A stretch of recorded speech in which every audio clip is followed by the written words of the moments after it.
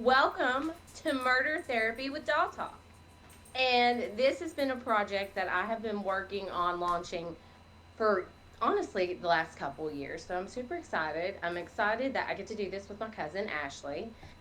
We were super close growing up. Most of you guys probably know me from TikTok. There's a good chance that you're probably coming from TikTok here. But if not, my name's Jody, also known as Doll Talk. And I'm known as the crazy southern haunted doll lady in Southwest Virginia. So, yeah. Ashley, what do you want them to know about you? I'm the infamous. I don't know if I want to call myself infamous, but if you follow Jody and you're on her lives a lot, I'm cousin Ashley. um, we were super Excuse close. me. If you don't follow Jody, we are cousins. Our moms are sisters. Like she said, we've been super close growing up, and it's pretty cool that she got such a following, and then now we get to morph it into another project.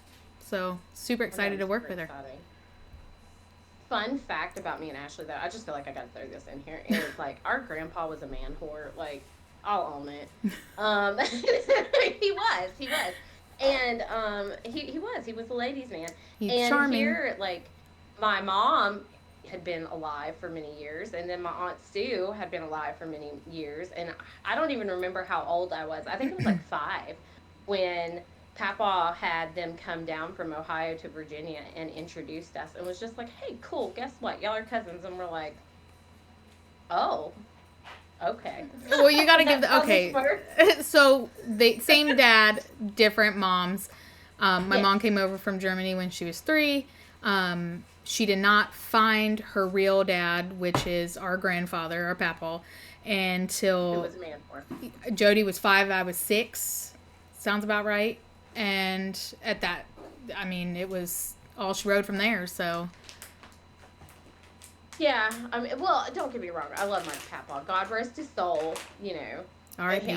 he was a wonderful person, but he was a man whore. Like, I just gotta reiterate that he loved women up until the day he died. You Like, say a man there's whore. He no even. was stubborn. Like, I think he was one He of was the the most stubborn cutest men I've thing. ever met in my life. So, Yes, he really was. He up until the moment he took his last breath, he was very stubborn. So, yes. aside from that, I wanted to tell you today, when we were texting one another, we had a health fair at my, place of employment. And for those of you, if you don't know, I work in psychiatric care. I deal with the forensic population, and we had this like health fair thing going on. So me and mom went together. My mother works with me. She's one of the supervisors in our housekeeping department, and they had a massage therapist there as well as a massage chair, and you could do both, right? Ooh. They had free ice cream and all these like different tables. It was cool as shit. I could have Okay, been so there in here we're five going hours. You should have through. called me.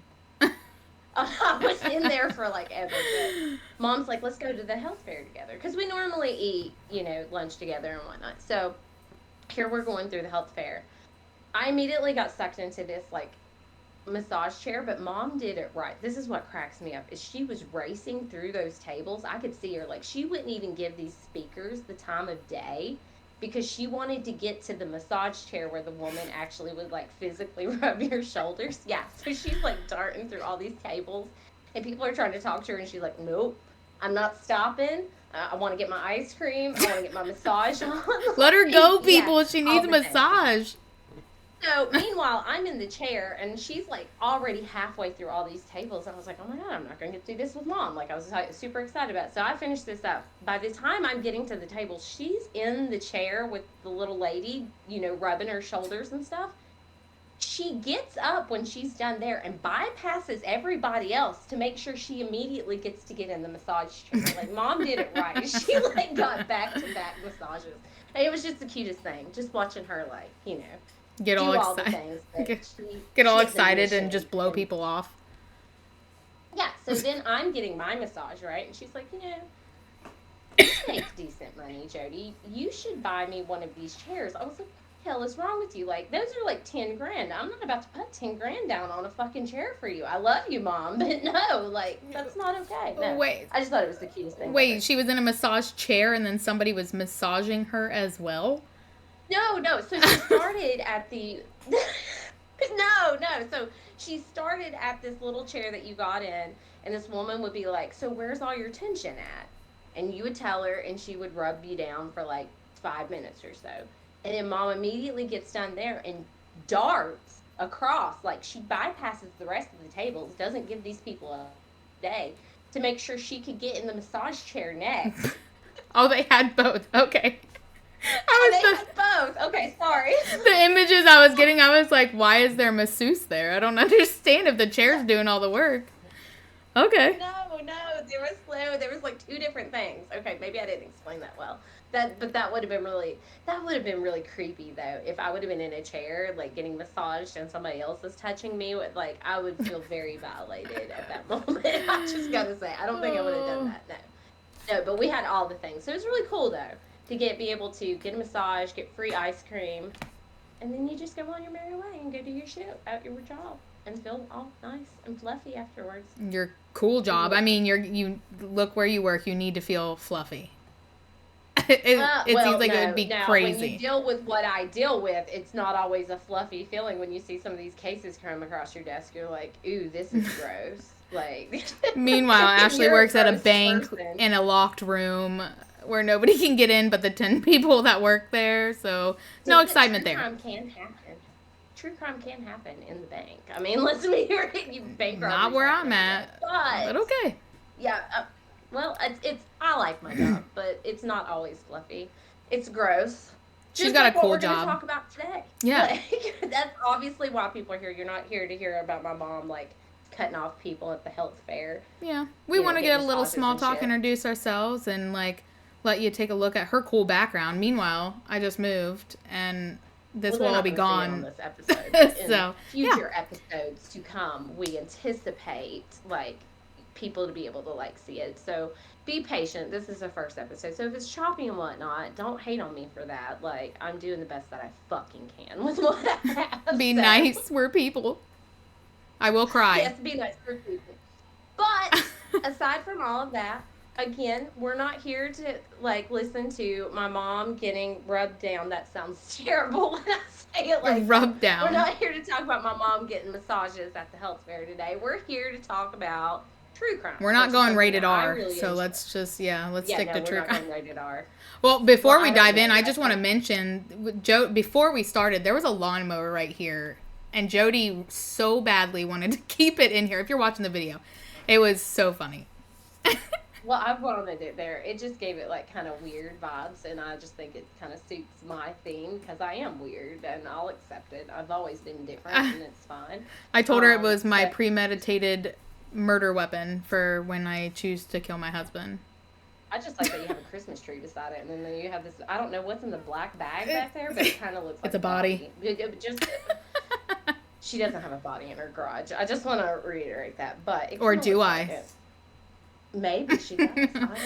No, it's a tent. But again, sorry to bust your guys' we're here to talk about true murder bubbles. And today we're doing a case that it's one of those like really controversial things. And if you feel one way or you feel another way, I think me talking to people, some people's like, but I feel bad that I feel this way, or you know, it's just one way or another. And it's a sad case, okay? And trigger warning, there is going to be discuss of sexual assault during this, but I'll try to kind of forewarn you.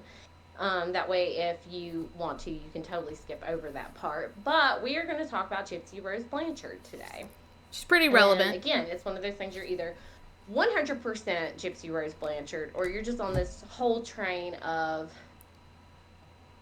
I'm not 100% Gypsy Rose Blanchard. I'm 100% anti-Gypsy Rose Blanchard. I don't know where I stand. I don't know. You looked at me for an answer. I don't know. See, technical difficulties. We'll get this. It's fine. Yeah. Well, I was like, I just kind of stopped and I was like, you're froze. So I don't know what you heard last.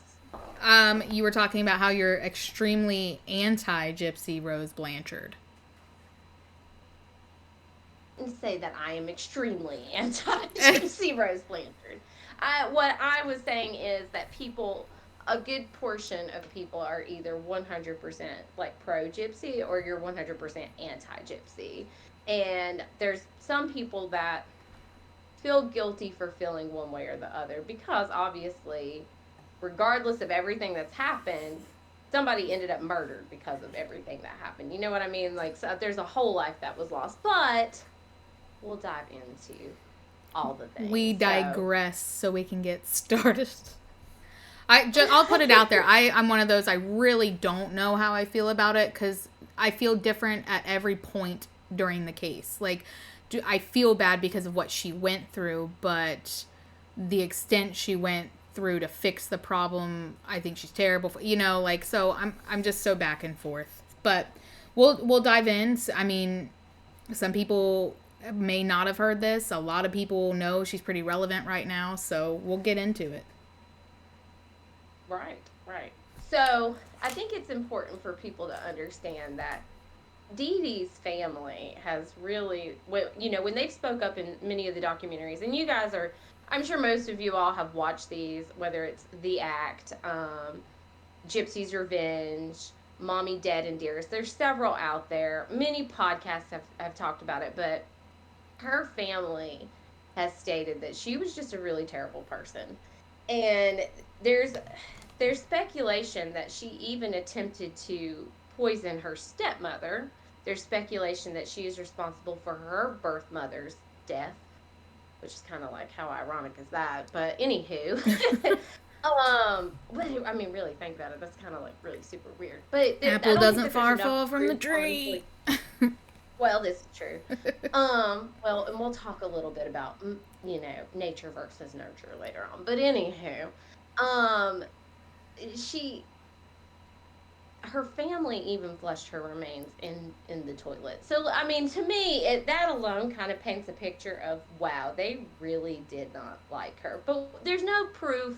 There's not enough proof, I should say, to actually say that she 100% did, kill her own mother, and that she was indeed killing, attempting to kill her stepmother, we should say. It's just after she wasn't around, the stepmother, you know, kind of started feeling a little bit better, and they realized that she was giving her weed killer. So that should kind of paint things No out. big Not deal. to mention the fact that there was speculation that she stole from her family. I think she stole her grandfather's checks. I could be wrong about that, so don't completely quote me to that. But there was some check fraud, and Dee Dee did have a record. Yeah. I don't know if that record was before Gypsy was born, after Gypsy was born. Either way, I would kind of think that you'd been doing shady shit before you got caught doing shady shit. So I don't, you know what I mean? Like, that's just my opinion. You were already spiraling. Yeah, you're already kind of going down a bad path anyway. Yeah. So, Dee Dee met Rod when she was 24 years old, and he was 17. He was still in high school, wasn't he? Yes, 17. So, I just want to say, in today's time, if the roles would have been reversed, like if it would have been a male messing with a female, like, a 24-year-old male messing with a 17-year-old female, I feel like society would lose their shit. And I feel like it's kind of different, though, if it's a grown woman with a man, because everyone's like, way to go, fella, like, you got yourself an older woman. In either way, to me, it's not okay, because your brain doesn't stop growing until you're 25. So much less are you capable to really have a serious relationship when you are 17 years old.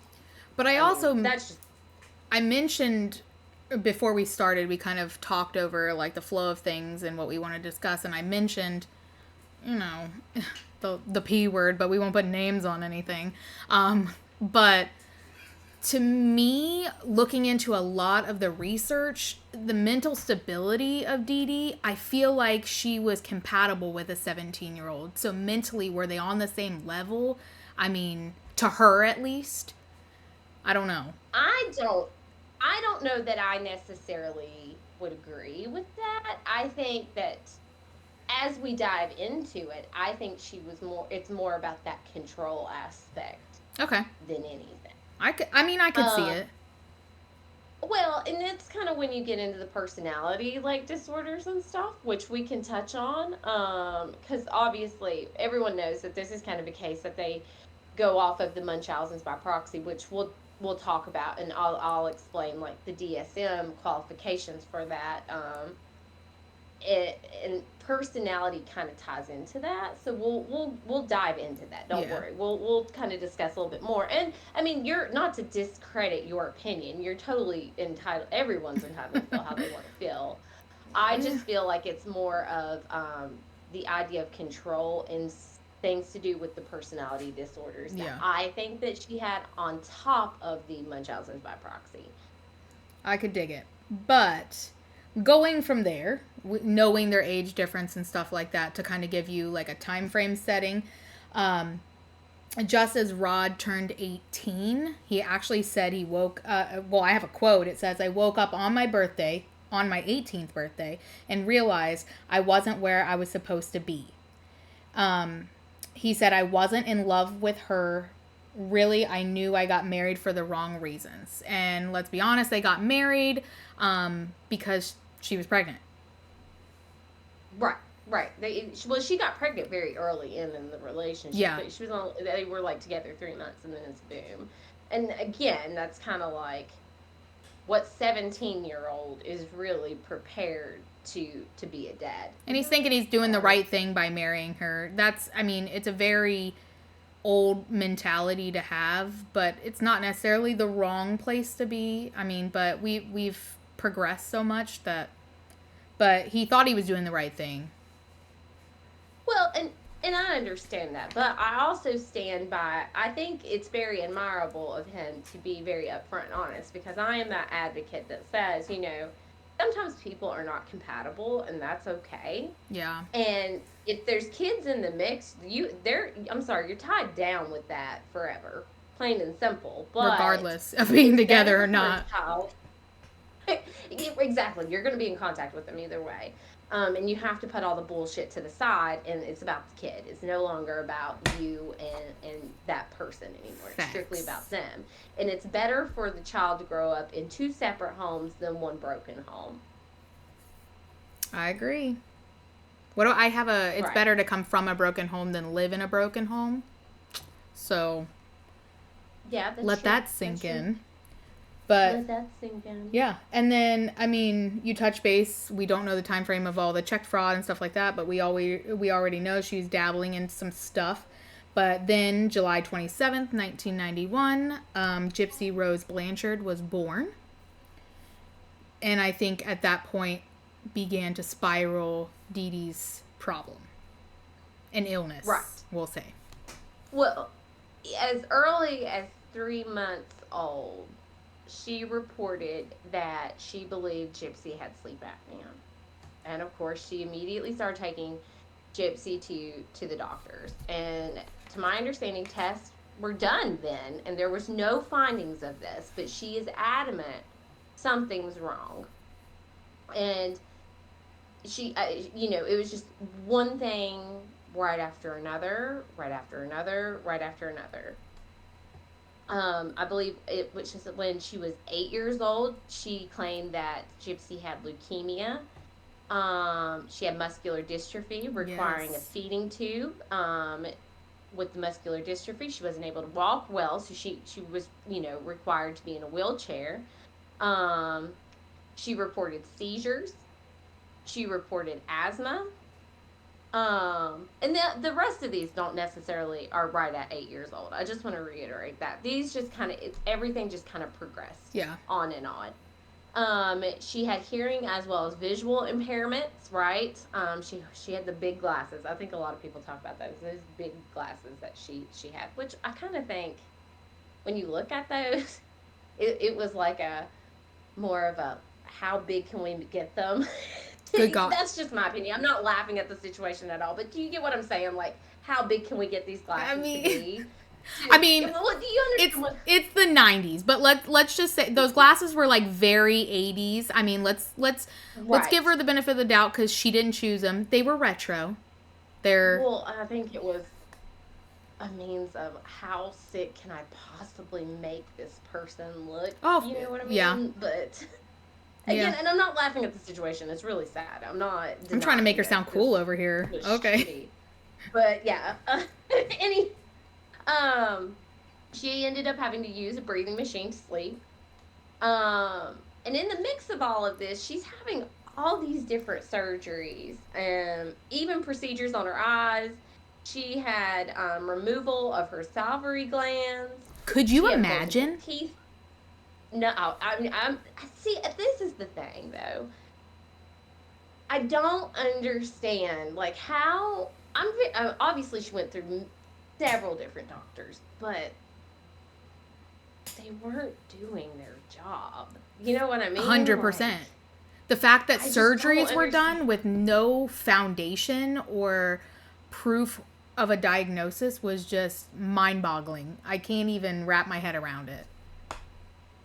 We've even had instances in my job in psychiatric care where we might have cases that, like, court systems, like, this actually just came across my desk not too long ago. We had one, obviously I can't, like, talk about, like, everything, but the court nevertheless did not agree with our findings. And it's like, our findings aren't going to change. Yeah. No one's going to risk their license, you know what I mean, to give you what you want to hear. Yeah. It is what it is. We gave you what you asked us to give you. You might not like the answer, but the answer is what it is, kind of thing. So that's what surprises me working in healthcare like I do, that you would do that. Of course, things are a lot different now. Here in, we're in 2024, whereas this is in like the 90s and early 2000s that all this is happening. But it's mind boggling to me. It really is. I mean, and let's be real. She was charming. She pulled at people's heartstrings. Like, she was really adamant about getting things done. She had really convincing excuses as to why she didn't have those diagnoses or proof of it and stuff like that to make this stuff happen. But again, if the doctors were doing their job, God, I couldn't imagine not having glands and teeth, and it's crazy. I can't. And there's been, if you go on social media, just real quick and kind of off the wall, like, there's been back and forth about the whole teeth thing. Like, I don't know why people are so fixated on the teeth. At this point, it doesn't matter. Everything happens. So, I don't understand why people are like, well, this is why her teeth came out, or, this is why the teeth came out. It really doesn't fucking matter either way. No. Like, she lost her teeth, and it is a result of her mother, and that's a really sad thing. Like, no young woman should have to not have their, natural teeth and be wearing dentures. You know what I mean? Especially, I mean, like, she's what, she's 2 years younger than me with 91. Yeah. I couldn't imagine not having mine. And it's got to be hard on her. Well, of course. I mean, it's sad. So, and I wanted to bring that up because I've noticed there's a lot of, like, the TikTok videos, YouTube, like, there's groups and whatnot, and they're all, like, everyone's, like, fixated on this teeth, and I'm like, it doesn't fucking matter. Like, it happened. Like, I don't know if it was medication, related. The act, they portray it like she lost it because of cavities, because of sugar intake and whatnot. And, of course, let's be, realistic. We know that Hollywood has... Come on, let's be real. What it was. Let's be real. Although, there are things that happen in that show that are factual, but... Yeah.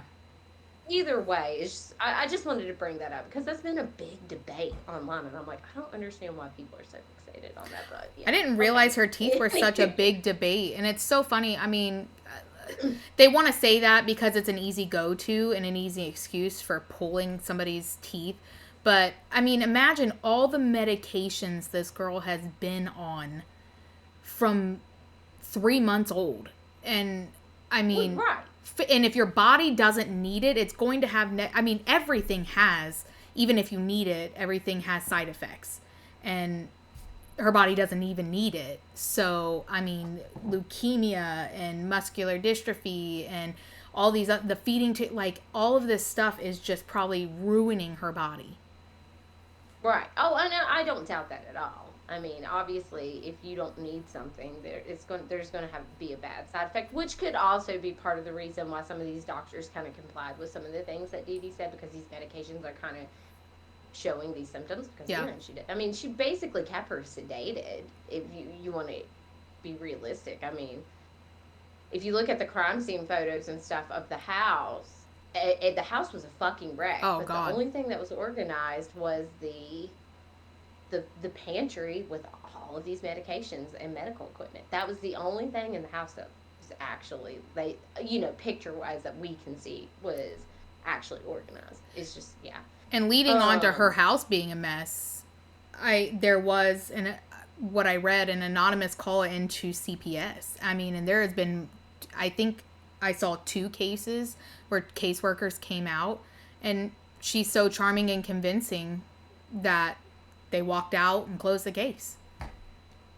Well, right. And, I think that kind of stemmed. This is, of course, we don't know who called CPS, right? They keep that confidential. Yeah. But there was a neurologist that did see Gypsy at some point, and he believed that this was a case of medical abuse. And when he began to question some of these things that she was coming, to this doctor about, she told him that she wouldn't be back, and she just left. And he had spoke to people within the office, and they're like, oh, you don't want to open that can of worms, you don't want to go there, kind of thing.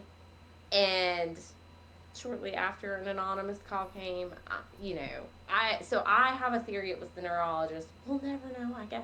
I don't know, but No, she's putting that theory out there. It's flying away. I'm just gonna throw that out there. That's my thoughts. And you know what? Good for you, neurologist. If it was you, like, He's the only one that really was looking out for her at that point. Then. Yeah.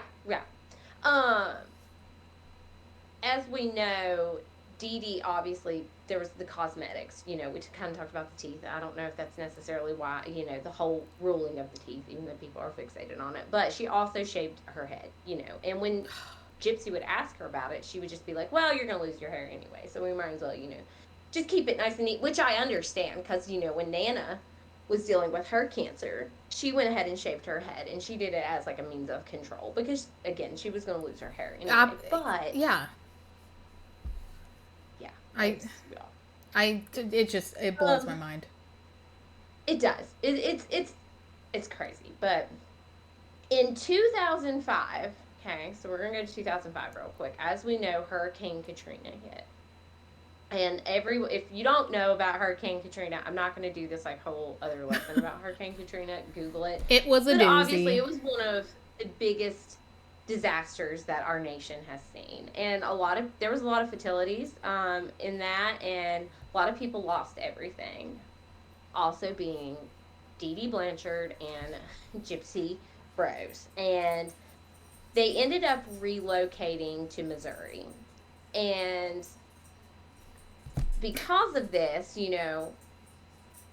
I think Dee Dee took it and ran with it, and it's like, well, all of our medical records have been destroyed, so really all you have to go off of is what she's telling us, because Hurricane Katrina. Gives me that, oh no, our table, it's broken vibes. Like, yeah. Oh no, the table. Yeah, and she's like, well, she just saw opportunities every way she turned to just manipulate the situation. Well, she wasn't a dumb person, and excuse me. Sorry, I'm battling allergies, awful, but she wasn't stupid. She was, I feel like she was always one step ahead of the game. Yeah. And she was able, with the hurricane, to then get a whole new birth certificate. It's like game changer. So we're getting a new birth certificate as well as a new social security card, which then made Gypsy appear like she was younger than what she actually was. Ugh. I would hate being in that situation. Like, could you imagine not really understanding how old you were because your mom's like, but no, you're still 14. Like, and it's like, but I thought I turned 17, like, just a few years ago. Like, think about it. You know what I mean? Like, she probably turned 14 like really 3 times. She probably did. I mean, it's really fucked up, but I mean, I wish I could turn 14. That was a good opportunity for her. And this is kind of where the system 100% felt her. And when I remember hearing that, and I just had to stop and think, because we recently just had to get Nathan a new birth certificate, Because he was delayed getting his shit switched from North Carolina to Virginia. He's only lived here 3 years, but whatever. Anywho, that's neither here nor there. We had to do all this crazy verification stuff to get him his birth certificate. And I'm like, I'm thinking about that very experience, just trying to get a copy of my husband's birth certificate so he could do the shit that he was supposed to do forever ago. Yeah. And she was able to just get this like it was nothing. You know what I mean? Like, I'm just like, how was she able to bypass all of that? And here I am, Yeah. and Nathan's like, well, I don't know my mother's maiden name, and I'm like, yeah, but I mean, really, Oh my think God. about it. Like, it's fucked up, but yeah. So she was able to manipulate government documents to make Gypsy appear that she was a lot younger, not a lot younger, but a few years younger Yeah. than what she actually was. And I don't really understand unless you have that where Gypsy kind of started realizing that she was older than what her mother had been portraying her to be. But I know in documentaries, Rod has mentioned that like he would call Gypsy, to talk to her on her birthday and stuff, and Dee Dee would be like, "Well, don't tell her it's her 18th birthday. Like, don't mention that because she claimed that she was on the spectrum and that she had the mentality of a small child and Where she were the red flags to her dad? I don't understand. well, it's not that I don't want to say, it's not that I don't think he was like super active in Gypsy's life, but who would ever think, that let's use me and my ex-husband as an example. We co-parent great, right? And if I was telling Brandon all these things like this is wrong with, Colin, or this is wrong with Carson, or he's not really going to argue with me about, you know what I mean? Yeah. Like that's the way I look at it anyway, but he was paying his child support and whatnot. I just don't know how often like he was actually going and like seeing her. You know what I mean? Yeah. So I Yeah. guess it's just one of those things you're just trusting the word of the mother. Yeah. It's ridiculous. And you said that 2005 was Hurricane Katrina, but what I read is they didn't relocate to Springfield, Missouri until 2008. So I'm not sure. Did they stay with family? I think they stayed with family. And then I'm the not family entirely started sure, questioning things. Or her ability to walk. They Right. started questioning her ability to walk, and then she relocated. Right. She ended up relocating, and Habitat for Humanity built them this house because, like, they were like, I don't know, this like the sponsor kid, I guess, Yeah. like for all these different organizations and whatnot. I mean, Gypsy's really, really sick, according to Dee Dee, and you've got all these different illnesses and whatnot. They were getting trips from the Make a Wish Foundation. They Yeah. were getting donations from across the nation, like awards, and it's the amount of stuff that they got is just unbelievable. Celebrities wrote checks to these people. It's crazy. Like you were taking, like Yeah, you were already affecting your daughter, but now it's literally flooding out to taking advantage of really great charities. And honestly, when they're providing it to you, that's one other person that legitly could be benefiting from those charities that isn't now because you have that slot. It's gross. well, right. You're right, and that kind of plays into like the personality disorder Yeah. aspect. Most people that have a personality disorder lack insight on how their idea of their needs and their wants are affecting other people. They really lack empathy, if that makes sense. And I don't think that any of that was. But again, we'll dive into it. Don't worry, we'll dive into it more to kind of give people the understanding of how that disorder like works and whatnot. So it's crazy. It is. It's interesting, but at the same time, it's like holy shit balls. Like that's all. Like holy shit balls. It's wild, but yeah. I don't know what age it was though that I think that Gypsies kind of started questioning things. Yeah. And I mean, we can move forward, but like her mom tried to keep her as young as possible by doing everything possible to give that young aspect. So she really focused on Disney princesses. She constantly dressed her up in costumes. She was like monitoring all the movies she watched and kept it really young and childish. So she set the scene for her feeling young. Well, right, absolutely. But I also like to look at it like, that's what we saw. And I'm not neglecting that based upon the reports and whatnot. We know that obviously Gypsy was 100% abused. I'm not disagreeing with that at all. So bad, yeah. But we don't know every single thing that happened behind those closed doors. And truth be told, we probably won't ever know everything that happened behind those closed doors.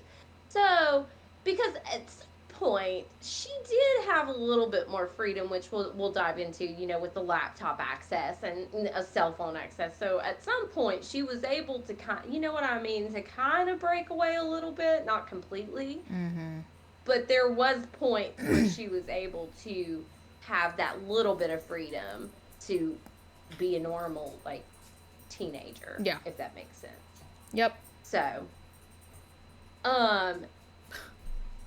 in 2011, Gypsy Rose attempted to run away with, I think that they call him Dan, and they met him at a science fiction convention. And I just like to bring this up. I'm not denying that this has happened. I just find it very strange that Dan, I think that's his name, I don't know, well, whatever his name is, whoever you are. The Comic-Con guy. He has never, Comic-Con guy. Let's call him a stormtrooper. That's what I just picture when you go to a Comic-Con.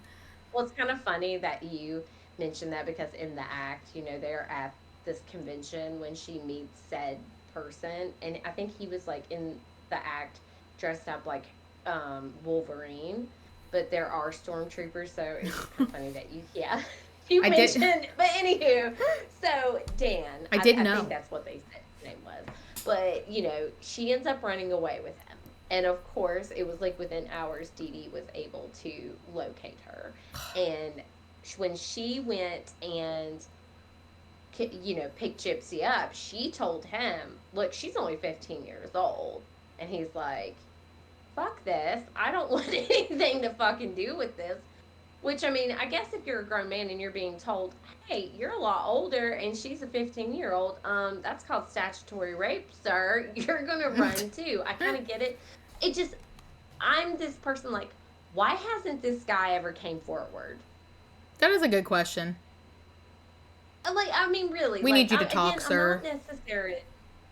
I'm not disagreeing that may not have happened. Okay? I just find it odd that that's not, like, this person has not come forward. You would think that, given that this is such a big case, and I'm not saying necessarily for publicity, but I would think that you would be like, you know what? This is what happened, and this woman came, and she told me that she's 15 years old, and I didn't want nothing to do with that. Because I would think if this is true, now that you know the aftermath, you would have to feel some sort of fucking guilt that, holy shit, I could have stopped every bit of that from happening if, you know what I mean? I mean, and you want to know something that's fucking bonkers? Like, the fact that her mom said she was... you want to know something that's fucking bonkers? Fucking bonkers. I don't know, I've never used that word before ever, but, it just comes out because that's what it is. But she told him that she was 15 to make him feel weird and run off. And if I do the math, suck at math, but if I do the math, she was not my best subject, you guys. I'm so sorry. I throw some science my way, some history, but she was 19. He was doing nothing wrong. Well, right. That's what I'm saying. Like, I don't understand. Maybe this guy's locked up, but even if he was, he has to know somebody. Like, Where can we he's find got this guy? friends. Let's hunt him down. I don't know. Dan, if you're ever listening to this, we If your need to name's talk. Dan. Yeah, a stormtrooper, Wolverine, whoever you are, I need to know things. Like, He's probably hiding, like, he's probably in, like, full on disguise when he goes out. Like, I don't want any part of this. I don't know. Like, I just wanted to bring that up. Like, I just don't understand. But if you listen, Dan, I need you to come forward. Like, I need to know. We need the deets, the juice. We need to know. Come forward, Dan. Come talk to us. When Dee Dee goes on her fucking hunt, for Gypsy, and finds her and gets her home, according to Gypsy, it gets Gypsy bad. has said that she chained her to the bed, and that she smashed her computer. So at that given time, supposedly she had a computer, right? And she said that she would hit her and deny her food during then, and which is really fucked up and really fucking sad. But I can kind of understand in that given moment how you would feel that there's no means of getting it out, if that makes sense. Oh, yeah, 100%. So shortly after, this is when Gypsy joined a Christian dating site, and she started talking to Nicholas Godejohn. I guess, to my understanding, they just kind of had this little love affair, right? At night, they'd be up all night, discussing whatever, I guess, teen lovers discuss, right? They got weird. Let's be honest. Well, yeah, we'll get to the weirdness, but like weird. I would have. Well, yeah, but I mean, obviously, when we were teenagers, I think all teenage relationships are really fucking weird. That's just my opinion. Well, I look back at mine and. Okay, like I get they get weird because we're young and adventurous, but like, I feel they got into like. Don't get this weird. I can't say I ever had a conversation with someone and asked them to kill my mom. Like, I mean, no, I'm just kidding. My mom's cool. I would never. No. But and I would. They did like weird role playing, and it just got weird. Weird, especially since it was the first romantic situation Gypsy's been in. It was weird. Well, Not that you're weird if you're into that. I'm so sorry. Don't come for me. You do you, boo, okay? Listen, if BDSM and shit makes you happy, you do you, boo. Whips and chains, let's go. Go. I mean, Rihanna's really into it. She wrote a whole fucking song about it. But anywho,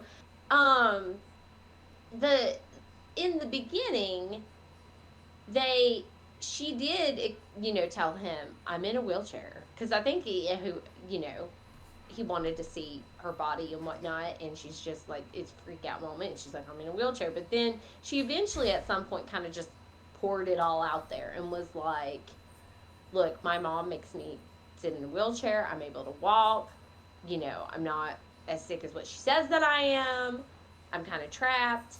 And I think that's kind of when he also reiterated to her at this time that he had multiple personalities, introducing her to Victor. And right, oh, Victor. But, I want to go like the Minions, but it's Vector, but I want to go Victor. Victor. Yeah, they got introduced to Victor, right? Well, she got introduced to Victor. And that was kind of like his violent side. And I think he had a few others, and I don't know the names of those by no means, but they had made plans. They want to meet. They had this online thing going on, and they want to meet. The relationship had obviously escalated very sexual, as like what you were talking about. He kind of said, he's into BDSM, which is cool. I mean, at least he was upfront about it. I mean, I'll give him that, but it's, yeah. And she's never even been on a first date. Ever. Okay, so they're going to meet, and the only way that they can meet is they're going to have to go to a theater because Dee Dee does not let Gypsy out of her sight. And when they go to this movie, it was the Cinderella movie. Here comes Nick. She paid for him a bus ticket. He's by himself going to see a Disney movie. And she made a point to say in some of these documentaries, like when she looks back at it, how weird it is. And I kind of get that. But at the same time, I'm like, you know what? I take offense to that. And I say that because when we went to Disney a few years ago, I was that girl that was like, get the hell out of my way, you 3-year-old little girl. I've been watching The Little Mermaid longer than you've been breathing on this planet, and I want to meet her first.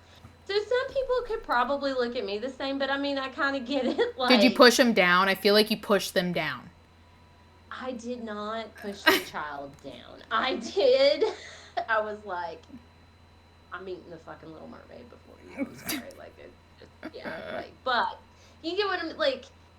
I don't know. I don't know if she was just saying that to kind of, paint the picture as him more of like a weird dude and like malicious, but I don't see anything. Listen, he might be into Cinderella, and if he is, he is. Like, we can't really, hate on him Can't control who goes to the movies. Right. Oh, and of course, Dee Dee, was like, this guy's weird as fuck, and I don't want you near him. My dog. But they did end up, somehow or another, she was able to get away long enough, and they had sex in the bathroom. And that was Gypsy's first ever sexual encounter. Dirty. And, well, to me, it's more sad. Here I am, a little empathetic me, like that your first time is in a movie theater bathroom. Like, well, not very romantic, but I mean, what else were they gonna do? If your first time was romantic, cheers to you. I mean, let's be real. I mean, well, I'm just saying, like, it just doesn't. No, not my cup. I'm not that adventurous. I'm just gonna throw that out there. But anyway, I digress. So yeah, they got dirty in the bathroom. They did. They got dirty in the bathroom, but I think giving that whole encounter, they knew in that given moment that they was never going to be able to actually be together because there's no way that Dee Dee was ever going to allow that. Yeah. She was super standoffish about him too because he had approached them multiple times at the theater. Well, right. But we also need to recognize that he's autistic, okay? And they don't necessarily, we'll dive into that more, but that can also be a reason for his awkwardness, you know what I mean? Yeah. And that just kind of uncomfortability. Not to say that autistic people are uncomfortable. That's not what I'm saying at all. I don't want anybody to take that and, whatever. But that just kind of gives a reason for the fact that just the awkwardness of that whole encounter altogether. Yeah. So they knew there's no way that we are going to be able to be together because my mother's never going to allow it. So they had decided to do Plan B, which you would think would be, I need you to call authorities and alert them what's happening to me, that I'm basically being held hostage. But no. Plan B is, a pill? Let's just do what we should do and just kill my mother. And because So then the premeditation starts, all the planning. Yes, so we are going into premeditated murder, folks. Yeah. And I think that I'm like, when they call it Plan B, I can't help but be like, you're going to call authorities. Nope, that's not what they said. They said they're going to murder somebody because, I think that like, that would have been like Plan ZZZ for me. I'm just saying, like, I think I would have went through the whole fucking alphabet before I went to that, but whatever. Anyway, it sounds like a great Plan B to me. I don't know what you're talking about. Oh, well, I'm just kidding. No, don't do that, people. Violence, I don't condone it, okay? Like, I try to be, if I had it my way, we would have world peace, but anywho. So they plan on killing her mother. And I can't remember, forgive me, you might know, if she is the one that approached it first, or I don't think that it was and being like, well, if we can't be together, I'll kill your mom. I don't think that that's how that happened. I'm pretty certain that she's the one that brought that up. Yeah. And he said that he would have to ask Victor. And they thoroughly planned this out. Obviously, it wasn't the best plan ever, right? But they did actively plan this out. So what does she do? She gets Nick another bus ticket. Come to Missouri. Ooh, with stolen money. Woo! Yes, with stolen money. It was her right? mom's money. Apparently, Dee Dee stocked up on the child support checks and kept them in a safe, and she was able to get into the safe and access it, and that was all she wrote. Yeah, getting him there, with that money, and then it is kind of ironic now that you bring it up. I've never looked at it like that, but yeah. On top of that, purchasing the murder weapon. Gypsy did that. She had Nick put gloves on prior to coming in the home to kill the mother. She provided him everything. She did. She provided him everything. There are text messages between the two of them where she reported to him that Dee Dee was even sick and that this would be a means of taking her, out of her misery and whatnot.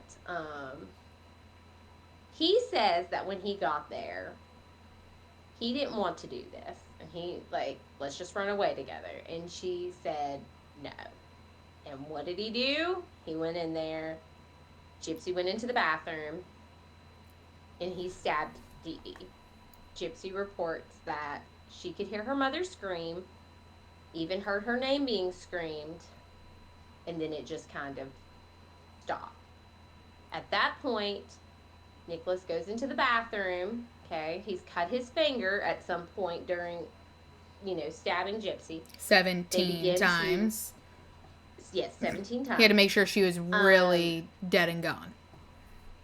I'm sure she was. After that's 2. That's kind of an overkill thing, so. But I have my own theory about overkill, but I won't really go into it on here. But anywho,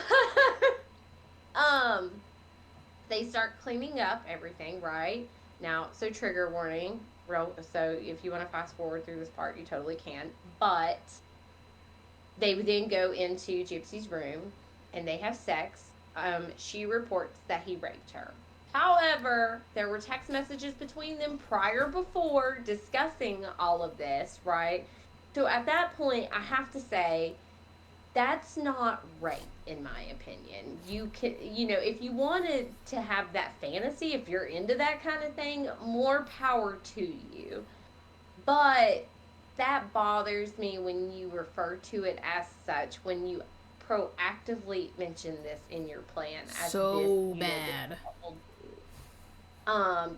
Yeah, I just like to bring that up. So it was a consensual thing in the moment, although she still stands by it was rape. Even though they discussed this, again, he's into BDSM. It could have been some weird fantasy. Well, let's be real, because the actual plan was Victor wanted to rape her mother after the murder, and she said, no, you can rape me after. At that point, that was consensual back and forth to me, and that's where, right? Yeah. Well, and in his interrogation, okay, when we, which we'll talk a little bit more about, but in the interrogation, the police officer asks him verbatim, did your penis touch anywhere on Dee Dee's body? And he said no. And she said, how would you feel, what are your thoughts on necrophilia? And he said, honestly, that bothers me. So it kind of makes you question, did they really discuss him raping the mother after, or you know what I mean? Yeah. It's kind of up in the air, unless perhaps he wasn't grasping at that moment when they were discussing it that she would be dead and it would be you actually having sex with the dead. You know what I mean? It's kind of up in the air. I don't know. There's those weirdos out there, and Well, there are, and we'll talk about many more of them in the future. But excuse me. Yeah, it's really bizarre. So at that point, Gypsy then packs all her, not all of her things, but a good portion of her things, and they call a taxi. And what do? They then, go on their merry way. They stay in a hotel, and you can go on YouTube and look these videos up. We're not going to really play any of them, but they're having a grand old time. Her mother just got murdered brutally, and Gypsy's living it up. There's a video of them, eating brownies and making jokes. She even says, he's eating brownies, but he's gonna be eating me next. Like, which is super creepy, but whatever. So they ended up staying in Missouri for, what was it, like 48 hours, something like that, after the murder. Yeah. She was murdered on June 9th of 2015. Was when it was carried out. So then they're going to go with this money that was Dee Dee's, like, nest egg money, whatever you want to call it, that she's collected for Gypsy's illnesses, right? They then go to Wisconsin, where Nicholas is from, and they're going to stay with Nicholas's mother.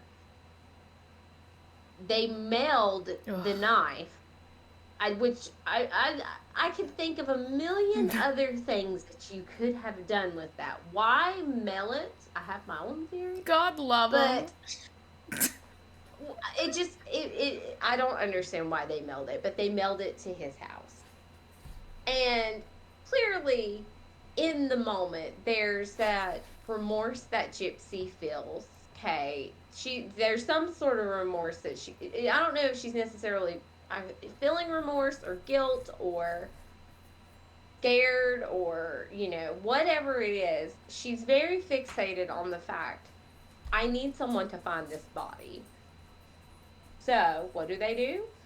They post online on social media, okay, that the bitch is dead. Oof. And of course, people She's dead. that knew Gypsy and Dee Dee on that personal level, and seeing what we just talked about, that she was just this wonderful caregiver, she loved her daughter, they're like, well, for fuck's sake, their Facebook account got hacked. I would have thought the same fucking thing. Absolutely. Like, I mean, it happens so often. Absolutely. But they were so well known. Yeah. Well, right. They were very well known. And neighbors talked very highly of them. They were like the Golden Girls or whatever of the fucking neighborhood. But shortly after, another post is then put on blast on the Facebook, and it nevertheless said, I slashed that bitch and raped her sweet innocent daughter. And then it's like, okay, this is beginning to get a little weird. Red flags. And I think that they even took some pictures of it, and there was like one guy that was like, what movie are y'all watching? And it's like, yeah, no one knowing that they're confessing a crime, even though in their mind they wasn't confessing a crime, but no one knew the horror that actually resided behind those posts. Yeah. So neighbors then went to go check. They call police. Of course, police get a search warrant. They go in the house. It's freezing in the house, and they find Dee Dee. But they're under the impression that Gypsy's super sick, right? She needs a wheelchair. And where's her wheelchair at? It's in the house. Yep. So everyone's immediately like, she's been abducted, like somebody just, like, I guess threw her over their shoulder and went on their merry way. Like, yeah, holy shit. So here they're looking for Gypsy. They've alerted, the neighbors, like, do you guys know anything? It was, what can you help, whatever. And at this point, because here, I was going to say, and at this point, my awesome math skills coming into play. The murder happened on the night of the 9th. She was found on the 14th. So, I mean, she laid there for 4 days. So let's be real. The smell had to be god awful in there. I don't know. I would imagine it would be, but I think that's partially why like Gypsy probably put the AC on. You know what I mean? Like, trying to keep hot enough Now to she go, cares for like, her mom. Here, Mom, I hope you well, stay cool. they talk about how cold the house was. That's the only. So surely to goodness, like no one would want to live in those type of conditions. You know Yeah. what I mean? Like I wouldn't want to be. Nathan would want it that cold, but that Yeah. I'm just I don't know. I would assume with the AC being on that high, like maybe it didn't smell as bad as what you're thinking. Yeah. But I mean, like, she made it a morgue in not there, that I high. guess. So I'm sure she I was guess. fine. I don't. Yeah. Oh, the body. So Yeah. they find the body. They're looking for Gypsy. In they're talking to the neighbors, and all the neighbors is like, we don't know who would want to do such a thing to Dee Dee. Like she's a really good person. Like that's not somebody that's on somebody's like hit list. And at that point, they're able to trace the Facebook post with the Another IP mistake. address. Right. Yeah. And where does it take them? To Nicholas Godejohn. Mm-hmm. They then are able to see he has a criminal record already. He had been caught masturbating in a McDonald's watching pornography. I didn't know that. Now, what? I didn't know that. You didn't know that? No. I thought you knew that. No. Yes, he had gotten in trouble for masturbating in a McDonald's. But here's the thing. I just want to point this out now that you didn't know this.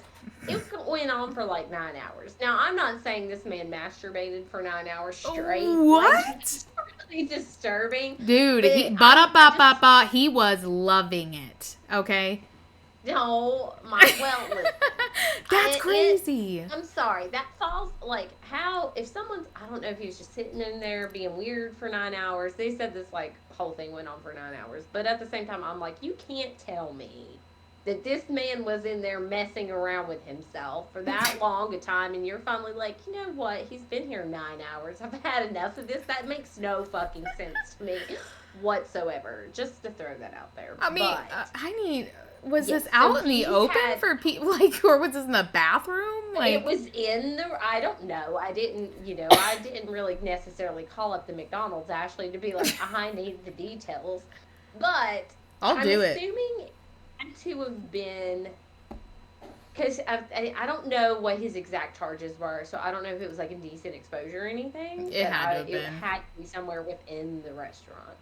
Like, Yeah. you know what He could have been a sex offender at that point, because, like, they go hand in hand, really. They do. Yeah. You are correct. I don't know that he got deemed that though. So I'm not even sure if the charge is completely stuck. But he did have this record. Okay, so they're already zoning in on him. And of course, they ended up coming to Wisconsin in the middle of the night where Gypsy and Nick hid in a closet together until they pulled them out.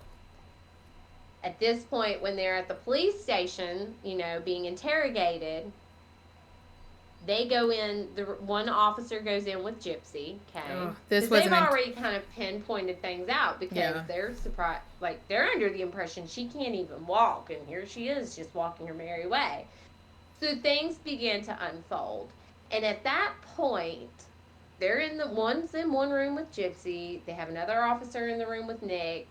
Officer comes in, and you can watch these interrogation tapes on, they're in mini documentaries, not the whole interrogation, but you could, if you wanted to watch the whole interrogation. If you haven't, go watch them. It's so funny. I encourage it. I mean, it's really interesting. It was a investigator's dream. I mean, he was just spewing the tea, and she was just playing dumb as fuck. Let's be real. Right. The one officer goes, okay, Gypsy, I need to tell you that your mother's dead. And she just is like, acting like she's shocked. And he's like, no, I know that you know. And meanwhile, next door, they're like, did you kill Gypsy's mom? He's like, to be completely honest with you, yes. I mean, he just doesn't hold anything I'm so sorry. back. But he continues, like, they ask her, and this is kind of where my heartstrings get pulled, okay? they ask her, excuse me, they ask him, do you love her? And he said, oh, but do I ever? And it's like, it's real. I know. And they, why'd you kill her mom? Well, to be honest, she asked me to. So he's just like letting it all out. And she, meanwhile, is holding a lot of things back. And to be completely honest, not only did she take that bus and drive it over Nicholas, she put that motherfucker in reverse and did some fucking facts. She did him dirty. And I mean, I'm just gonna say, if a man doesn't commit murder for you, that's not love. Leave it. No, I'm just kidding. Don't. Oh but my gosh. Jeez Louise, like, that's insane. I mean, it just, yeah. She was very quick to deny. And then she started coming forward a little bit and being honest. And, this is what I find surprising. Nicholas talks about the 4 stab wounds, right? He talks about the 4 deep ones. I don't hear much talk about the others. Yeah. It's like, where did the others come into play? Not making any accusations or pointing fingers or anything, but it's odd to me that he's being so forthcoming, but some information is held back. Yeah. Obviously, when they went to court, they had 2 separate trials. Right? July 5th was hers. Of 16. When was hers? July 5th of 2016, she went to, she was sentenced. And she did a plea bargain where she pled guilty and was given 10 years. Yes. Right? Yes. Of course, the nation and all these places are absolutely shocked because here she is being shown, on the news and everything, just walking, and people are like absolutely baffled because they're like, that's not who I saw in that wheelchair. Like, it's just shocking to the nation, period. And here poor Nicholas is found guilty of first-degree murder and is given a life sentence, okay?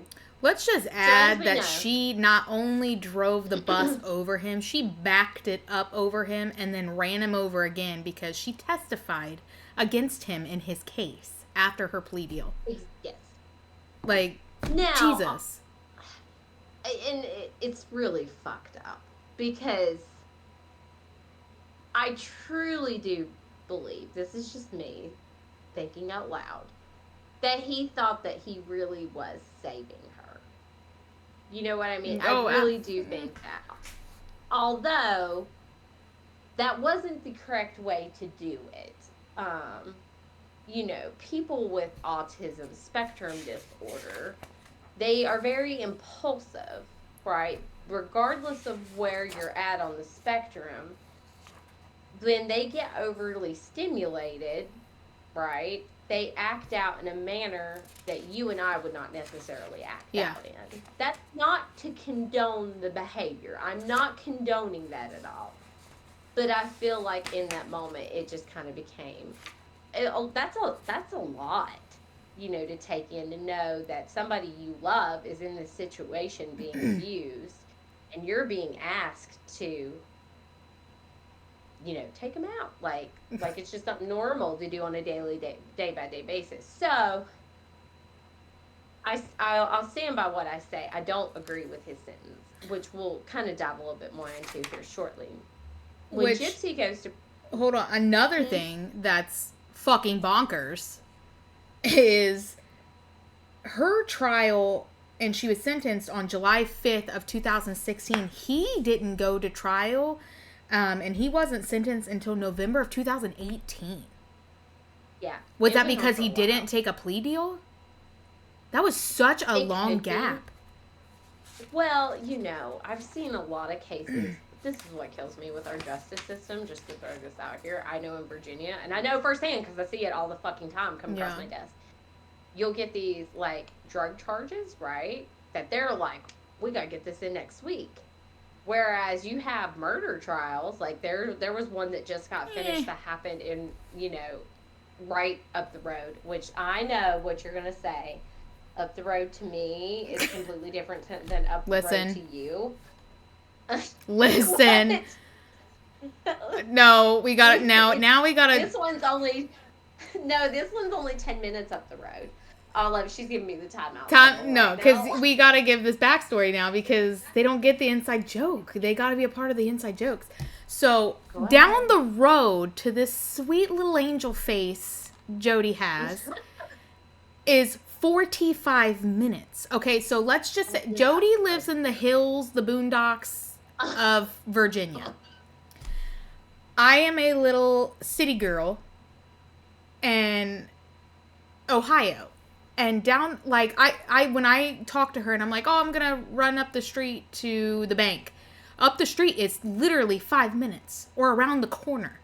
And I go to visit her and she's like, oh, we're going to go ride some dirt bikes or whatever down the street at this guy's house. It's up the road.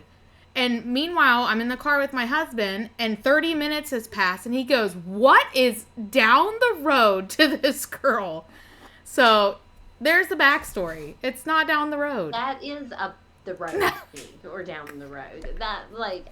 I'm sorry that I don't have a Walmart on every fucking block. Like, but listen, it's 10 minutes up the road, literally 10 minutes. My Walmart, So I is that up know. the road? No, not my well, my Walmart is like because I live in town limits, not where my mother like lives in. And she literally still boondocks. door dashes things to her house. Who, me? You. Walmart's 10 minutes down I the do road. enjoy She's like, oh, I'm going to DoorDash. Listen, that Mary was giving me hell at work the other day about that. She's like, you're bougie as fuck. She's like, I'll be on the phone with you and you're literally like, oh, Walmart's delivering my shit. Hell yeah, I'm a Walmart Plus member. I'm using my benefits. But Anyway, I just wanted you guys to be Yeah. part of the joke. It's funny. It's not down the road. This murder that had happened in 2020 just now finally got done. If that paints the picture. And I don't understand why it is. I mean, obviously most murderers are going to get a life sentence. We know that. If they're not given life, they're going to tack on other things to ensure that you're behind bars for a good portion of time.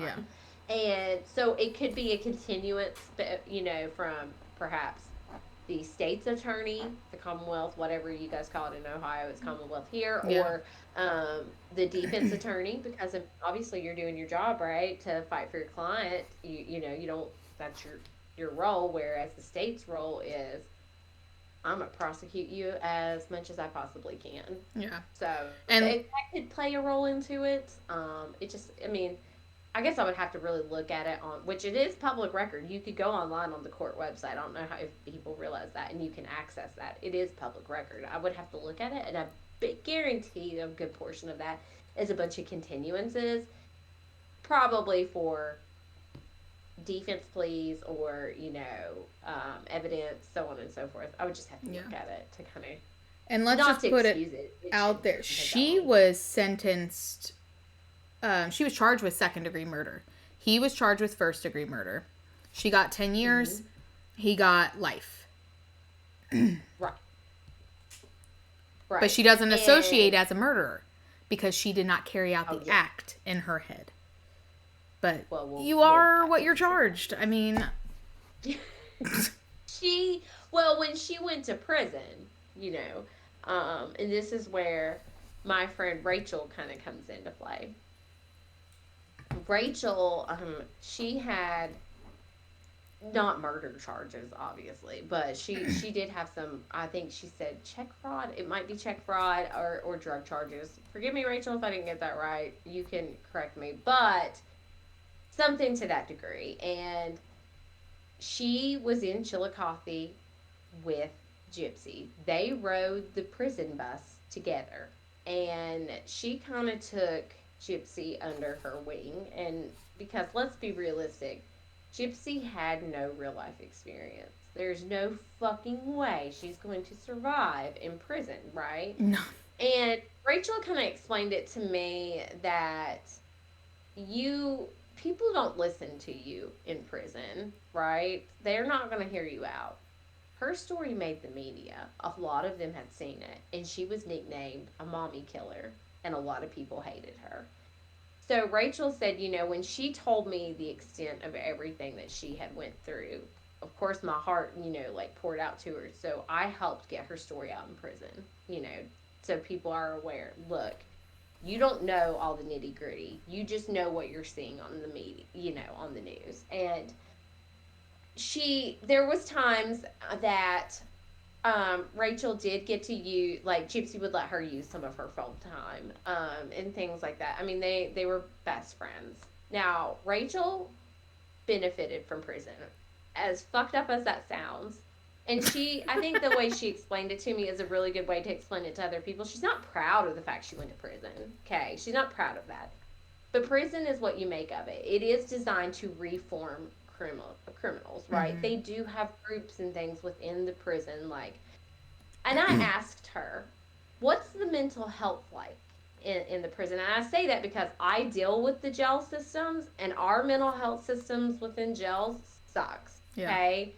So I was very curious, and she said it's what you take out of it, which makes sense. And I know that working in mental health, it's what you take away from it.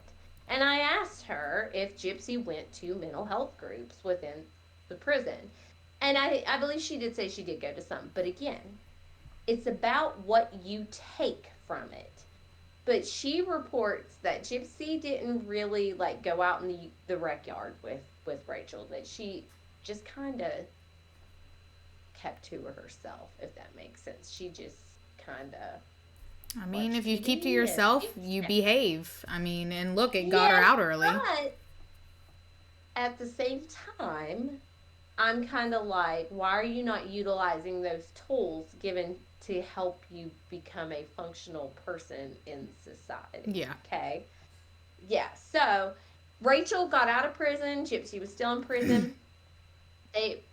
Even though she was a felon, she could still write Gypsy with the permission from, I guess it was, as long the parole officer was all right with it, as long as the prison was okay with it.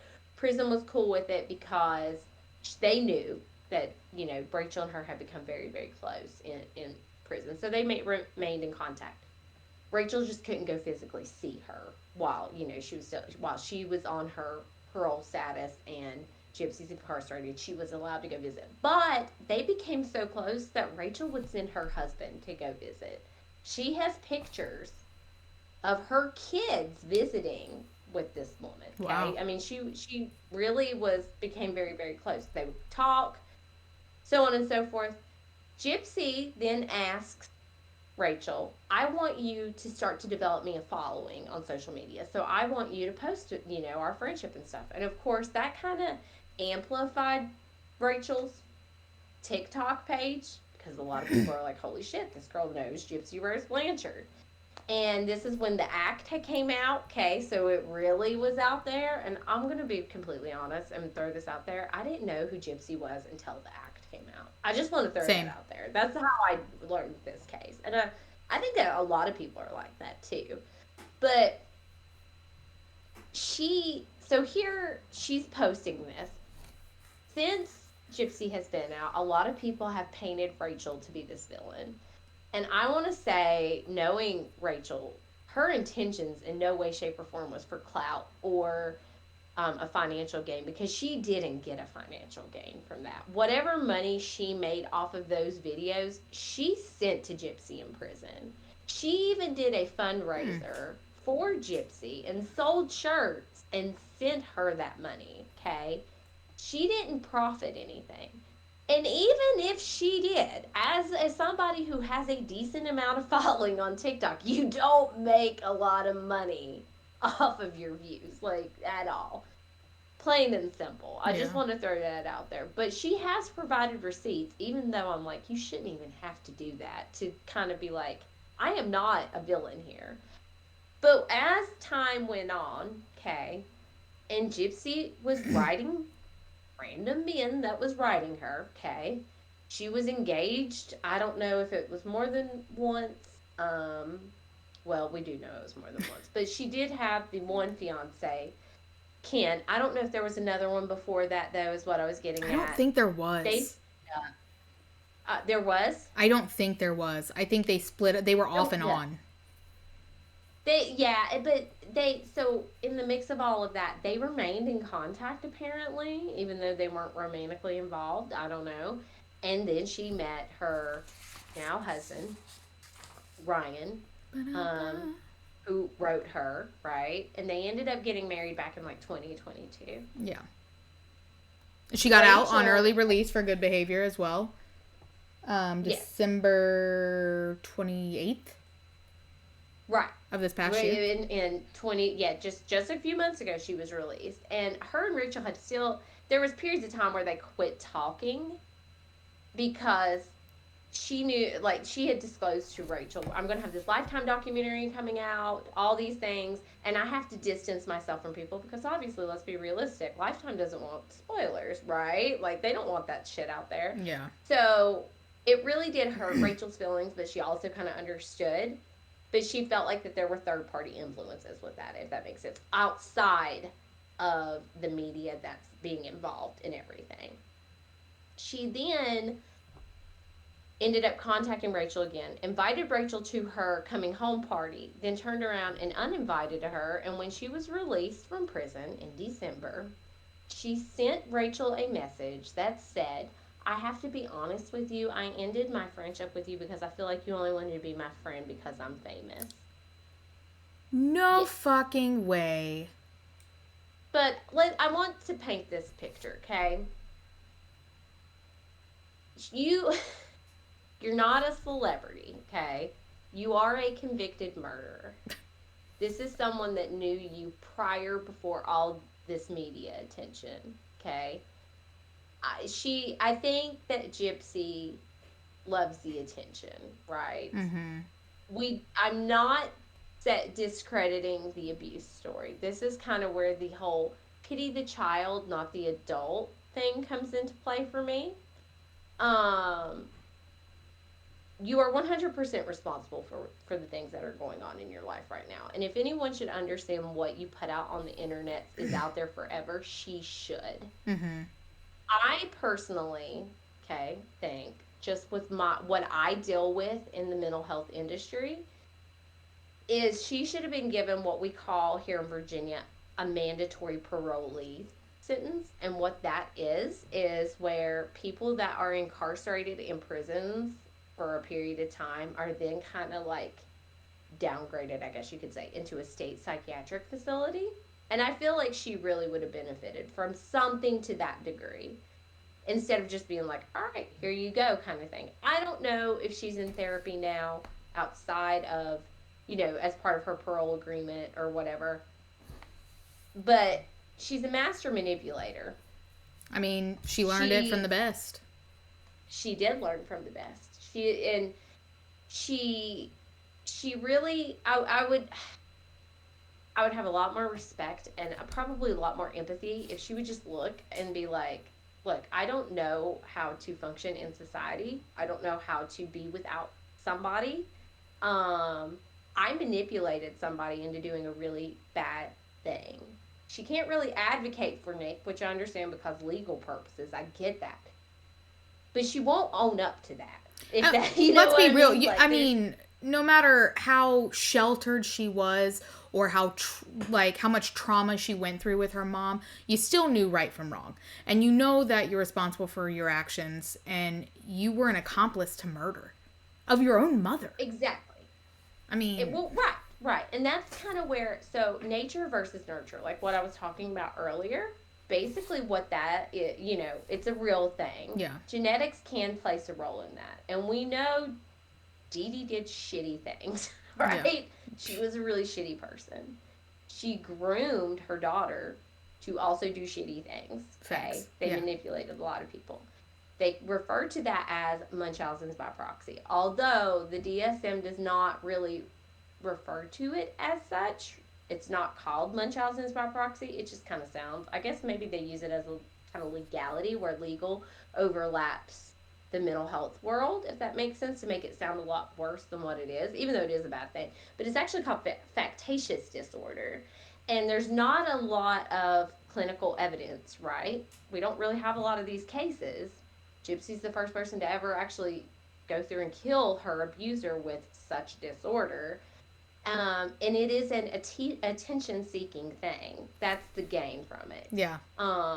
Where they are maliciously doing this to somebody, knowingly doing this to somebody for an attention gain. But I think that financial gain also played a role in that. But Oh, that's kind of like 100%. She didn't have to work. She didn't. personality Yeah. trait. Which leads me to Gypsy. I'm not a doctor. I'm not diagnosing her, okay, by no means, but she's a master manipulator who was put in prison with other master manipulators. That just amplified that even more. And it's very, in my personal opinion, dangerous for someone like that to be walking the streets. Just think about that. Like, Yeah. I don't think that she really has empathy, to be completely honest. And in a way, you kind of look at it as, how could she like have empathy with everything she's been through? But at the end of the day, it's like she's not really showing any accountability for No. anything. Like, She's we get kinda- you've been she's through some shit, and we won't ever take that away from you. But, man, I mean, Yeah, own up. exactly. Own it, move Exactly. forward. That's all you have to do. Right. Absolutely. And I don't know that she ever will, No. to be completely honest. That's my opinion. But that's all. It's man, her I life. just got text. Sorry. But that's how I stand on it. Yeah. So And there it is. I mean, from start to finish. And now she's writing a book. She's got shows, documentaries. She's currently divorcing her husband and back at oh home yes, with. that's right. We about forgot because so much has happened with her since know. she's been out, and she She was So her already and Ryan flighty are on already this split up. relationship. We saw it happening. Let's be honest. well, yeah. Then nothing like that's gonna last. And if she ever listens to this, I hope that you will take my advice. The best thing that you could do for yourself is just lay low and figure out what you need to figure out without relying on somebody. Don't utilize a human being as a bandage to fix, whatever you're dealing with internally. I'm very Fucking much preach. but yeah. Yeah. I did. Oh, real quick, because I want to backtrack because I don't know, Nick. I meant to touch base on this, and because I think a lot of people kind of misconstrue multiple personality disorder, and he claims that he has that. That's another thing that there's not enough clinical, documentation and proof that it's a real thing. It's it's known as dissociative identity disorder, where people that have trauma, right, mainly sexual trauma, dissociate from triggers, if that makes sense. Now, in his case, and I kind of correlate this with his autism, I think that in his mind, he probably has these multiple personalities, but it's more of a nickname for his emotions that he feels in those given moments. Does that make sense? And he's using his imagination at that to create these. That's the way I look at Yeah. it. Again, not to excuse the fact that he totally manslaughtered somebody, but just to throw that out there. I just like to.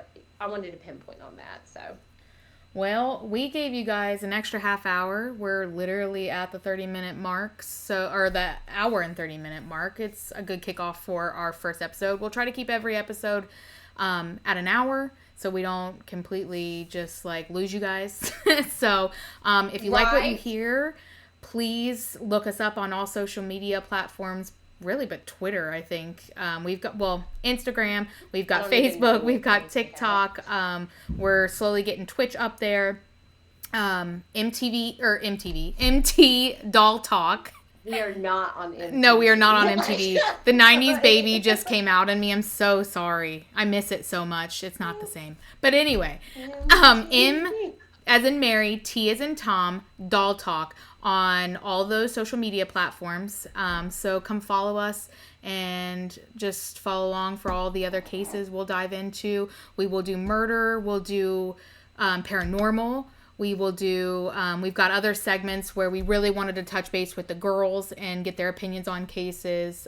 This one kind of ran over. We really didn't expect it to, but we want to we want to pull them into it as well. So anything you guys want to hear, please email us as well. Our email is on our link tree on our TikTok. So just hit us up and follow us along for our adventure. Yeah. Yes. All right, everybody. Thanks for following. And if you do, and thanks for listening. Thanks. All righty.